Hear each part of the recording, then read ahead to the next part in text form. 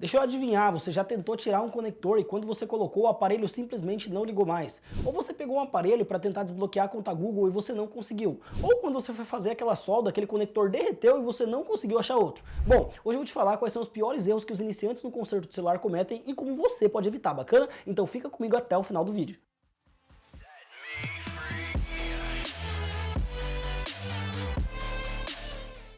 Fala pessoal, tudo bem com vocês? Eu sou o Renan da NiceCell Assistec e hoje, pessoal, eu resolvi trazer para vocês os piores erros cometidos por iniciantes no conserto de celular. Bom, antes de qualquer coisa, se você ainda não é inscrito aqui no canal, não esquece de se inscrever aqui para não perder nenhum dos vídeos que eu venho trazendo. Eu tô sempre trazendo dicas para quem tá começando ou para quem já trabalha na área de conserto de celular. Agora sim, sem ficar rolando, vamos logo começar aqui. Bom, pessoal, eu sei que vocês provavelmente, assim, algumas pessoas que estão assistindo esse vídeo estão começando no conserto de celular. E quando a gente começa, é normal que a gente cometa alguns erros. Eu sei que provavelmente nesse momento você já deve ter cometido alguns erros e já deve também ter tido alguns prejuízos. E se isso aconteceu, parabéns pra você, porque você tá aprendendo e você tá chegando um pouquinho mais longe no caso. A cada erro, a cada prejuízo, a cada coisa assim ruim que acontece com você, você tem um pouquinho mais de experiência. Assim como a cada coisa boa, você também tem experiência. Pessoal, a experiência, ela não vem somente de coisas ruins. Por exemplo, se você faz uma troca de tela que deu certo, às vezes você tem ali um sofrimento pra fazer, ou às vezes você aprende a encaixar a tela corretamente, você também aprendeu alguma coisa fazendo alguma coisa boa. Então a experiência não vem só de erro, vem de acerto também, bacana? Mas bom, dito isso, tem muito iniciante que me pergunta se tem como evitar alguns erros para que não tenha tanto prejuízo. E é por isso que com frequência eu trago aqui pro canal alguns vídeos falando sobre alguns erros de iniciantes que eu evitaria se eu estivesse começando hoje. Por quê? Porque um dia eu também fui iniciante e eu não comecei onde eu tô hoje. E hoje ainda eu não me considero assim em um nível tão avançado, mas eu tenho um pouquinho mais de experiência do que muito iniciante. E por isso eu consigo ajudar quem tá começando agora a ter um pouquinho mais de experiência também e avançar um pouquinho mais, bacana? Bom, dito isso então, hoje eu vou falar para vocês sobre os piores erros que os iniciantes no conserto de celular cometem e que é fácil de evitar e que eu recomendo muito que evite, bacana? Bom, o primeiro, trabalhar com ferramentas de metal em local não apropriado. Como assim? Pessoal, a gente tem que entender que flex conector FPC, flex de bateria, flex de tela de alguns aparelhos são extremamente sensíveis. E normalmente quando a gente vai desconectar esses flex, não é válido desconectar utilizando uma ferramenta de metal. Por quê? Porque muitas vezes são várias trilhas ali, ó, em um conector. Se você pega uma ferramenta de metal e encosta, às vezes, ó, você encosta, por exemplo, vamos supor que essa duas trilhas. Você encosta a ferramenta aqui, ó. Você uniu essas duas trilhas. Nesse momento pode fechar um curto e esse aparelho pode parar de funcionar alguma coisa naquele setor ou simplesmente parar de funcionar realmente. O aparelho desliga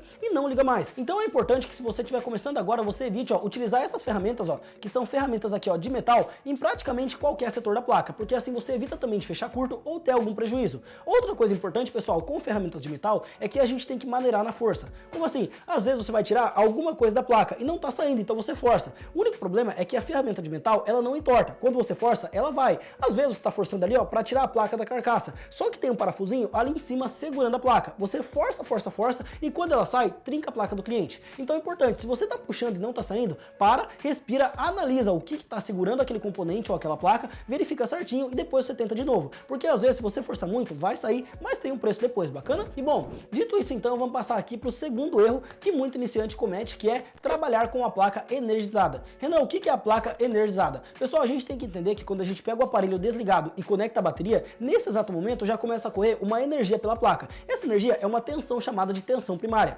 Inclusive aqui no canal eu expliquei sobre o que é tensão primária, secundária e terciária e como medir cada uma. Se você não viu esse vídeo, eu vou deixar ele aqui em cima. Eu acho que eu tô com piolho, que eu tô com uma coceira na cabeça, rapaz. Mas olha só, eu vou deixar o vídeo aqui em cima pra vocês, bacana? Mas bom, dito isso, um erro muito grande é você trabalhar com a placa energizada. Por exemplo, você pega um aparelho que você acha que ele tá em curto, você coloca na fonte e ele tem consumo. Então nesse caso, ele tá realmente em curto. Aí você deixa a bateria conectada no aparelho e vai procurando o curto do aparelho. Pessoal, a gente não pode trabalhar com a placa energizada em hipótese nenhuma, a não ser quando você vai medir tensão na placa, seja ela uma tensão primária, secundária ou terciária. Quando você vai medir tensão na placa, aí sim você vai utilizar a placa energizada. Por quê? Porque para você pegar uma tensão, tem que ter alguém fornecendo essa tensão, que é no caso a bateria. Mas se você vai procurar curto, medir resistência ou medir qualquer outra coisa na placa, ou até mesmo fazer um teste ali, tirar uma blindagem, você não pode deixar essa placa energizada. Por quê? Porque a placa energizada, ela fecha curto muito, mas muito fácil. Então se você tá lá, ó, tirando uma blindagem, ó, às vezes você termina de tirar e a placa não funciona mais. Por quê? Porque ela estava energizada e você fechou curto em algum setor encostando uma ferramenta de metal, bacana? Então, ó, vai trabalhar na placa, não vai medir tensão, desconecta a bateria. Vai medir tensão, conecta a bateria e mede. Terminou, vai fazer outra medição, desconecta de novo e mede de novo, bacana?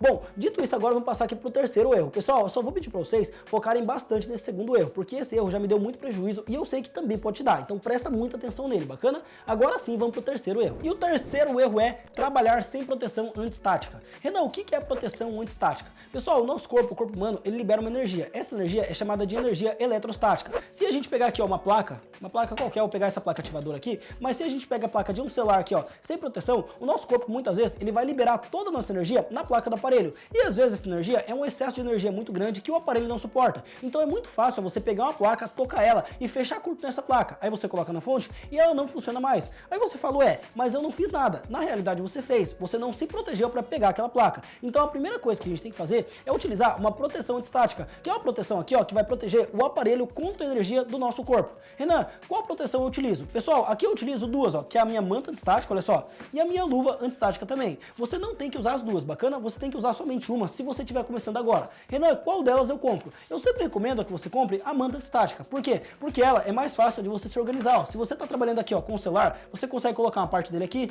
uma parte aqui, uns parafusos aqui, ó, e você deixa tudo em cima da sua manta. Agora, se você está aqui, ó, trabalhando somente com a luva, às vezes, ó, você começa a trabalhar e conforme você vai batendo, ó, na sua bancada, o parafuso ele vem dançando, cai no chão e você não encontra mais ele. Então, se você está começando agora e só pode comprar um, eu recomendo que você compre a manta antiestática, legal? Bom, dito isso agora, vamos passar aqui para o próximo erro que também muito iniciante comete. E esse erro é não fazer a limpeza depois de finalizar o serviço. Pessoal, tem muito iniciante que vai lá, faz o reparo no aparelho, troca o conector e esquece de fazer a limpeza. O único problema é que existem alguns fluxos no mercado que eles são condutores. Renan, o que é o fluxo? O fluxo, pessoal, é essa pasta aqui, ó.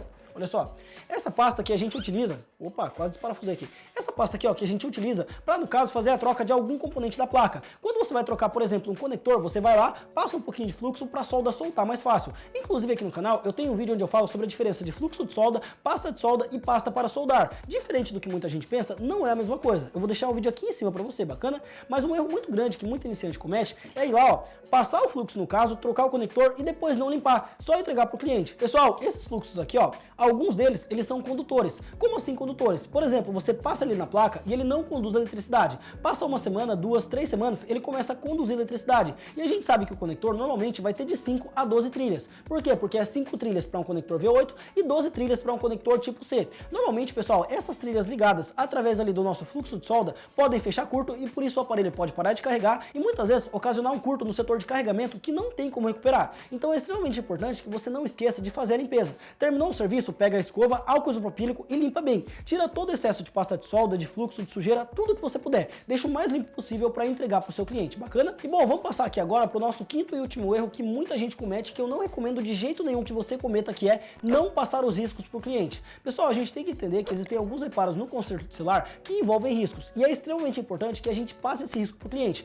tanto para a nossa segurança quanto para a segurança do cliente. Por exemplo, muitas vezes, ó, você vai fazer um reparo, que esse reparo tem o risco de matar a placa, ou seja, você tem que deixar o cliente notificado para que caso mate a placa, ele aceitar pagar uma placa nova. Por exemplo, você explica para ele, olha, esse reparo, existe o risco da sua placa morrer durante o reparo. Se ela morrer, eu não me responsabilizo. Então, caso ela morra, eu consigo fazer uma placa por um bom preço para você. E caso ela não morra, o valor do reparo vai ficar em tanto. Você aceita? Se ele aceitar, você faz. Se ele não aceitar, você não faz o reparo. Agora, vamos supor que você sabe que tem um risco de matar a placa e você não avisa o cliente. Aí você vai lá, faz o reparo e mata a placa. A partir do momento que você matou a placa, duas pessoas tiveram prejuízo. Você teve prejuízo porque vai ter que dar uma placa nova para o seu cliente e o seu cliente aqui, ó, teve prejuízo porque ele perdeu um monte de coisa importante que tinha nesse aparelho. Pessoal, hoje em dia, no aparelho aqui, ó, tem a vida do cliente. A gente não pode simplesmente fazer um reparo de forma inconsequente, porque se a gente faz e danifica, o cliente fica muito no prejuízo. Então é importante que todo o risco que exista, você passe para o cliente. Assim como quando, no caso, o aparelho abre pela frente e você precisa aqui, ó, remover a tela, você também tem que passar o risco para o cliente. Muito iniciante, quando está começando a consertar celular, tem medo de que quando passe o risco, o cliente pense que ele não sabe consertar. Pessoal, técnico experiente e técnico profissional de verdade, ele sempre passa o risco quando tem que passar. Não existe isso de não saber consertar, não. A gente não pode ficar no prejuízo simplesmente porque a gente tem medo do cliente achar que a gente não sabe consertar. Se existe risco, passa o risco e ponto final, bacana?